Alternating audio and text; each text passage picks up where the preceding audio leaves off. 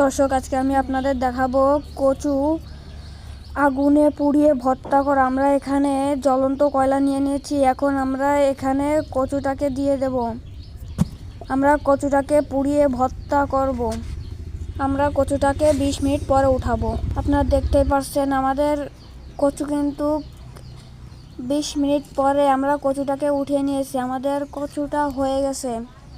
এখন আমরা কচুটাকে ছুলে নিচ্ছি। আমাদের ছোলা হয়ে গেলে আমরা এখানে ঝাল, পেঁয়াজ এবং মরিচ নিয়ে কড়াইয়ে ভেজে নেব। কিছুক্ষণ ভাজার পরে আমরা এখানে কিন্তু তেল দিয়ে দিচ্ছি।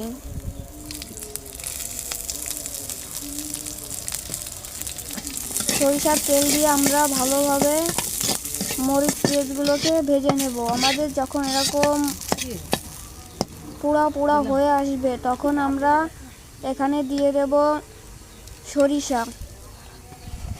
তারপর আমরা দেব এখানে জিরা। এবার আমাদের এগুলোকে একটু নাড়িয়ে চাড়িয়ে উঠিয়ে নিয়ে আসতে হবে। আমাদের উঠানো হয়ে গেলে এখন আমাদের এখানে স্বাদ মতন লবণ দিতে হবে। দেওয়ার পরে আমাদের হলুদের গুঁড়া দিতে হবে। এখন আমরা এগুলোকে পাটায় বেটে নেব।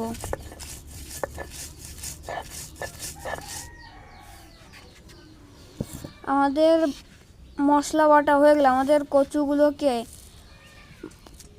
শেষে নিতে হবে, কারণ আমাদের বাটতে যাতে সুবিধা হয়।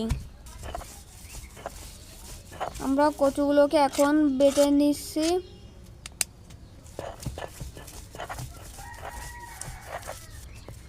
আপনারা দেখতেই পাচ্ছেন আমাদের কচু কিন্তু প্রায় বাটা হয়ে গেছে। আমাদের কচু বাটা হয়ে গেছে। এখন আমরা সরিষার তেল দিয়ে মাখাবো। মশলাও কিন্তু আমরা এর ভিতরে দিয়ে দিয়েছি। একসাথে আমরা এটাকে বেটে নিয়েছিলাম। আপনারা দেখতেই পাচ্ছেন মাখানো হয়ে গেলে কত সুন্দর হয়েছে।